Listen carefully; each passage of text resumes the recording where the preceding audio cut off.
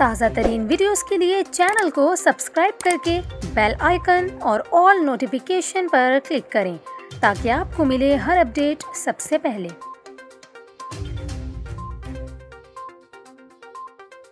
और यहाँ पर आपको खबर दें, सुप्रीम कोर्ट के हुक्म पर नस्ला टावर और तिजोरी हाइट्स को गिराने का काम जारी है। सुप्रीम कोर्ट ने गुज़िश्ता रोज़ कमिश्नर कराची को 1 हफ्ते में नस्ला टावर को गिराकर रिपोर्ट पेश करने का हुक्म दिया था, जिसमें अदालत का यह कहना था कि 400 मजदूर लगाएं मगर नस्ला टावर को गिराकर 1 हफ्ते में रिपोर्ट जमा करवाएं। अदालती अहकामात के बाद मजदूरों के साथ साथ हैवी मशीनरी से भी नस्ला टावर को गिराने का काम जारी है। गुज़िश्ता रोज़ बिल्डर्स एसोसिएशन के एहतजाज के मौके पर सूरत हाल ख़राब होने के बाद नस्ला टावर के इतराफ़ पुलिस की भारी नफरी तैनात है। दूसरी जानिब अदालती अहकामात की रोशनी में मजदूरों और हैवी मशीनरी के साथ तिजोरी हाइट्स को भी गिराया जा रहा है।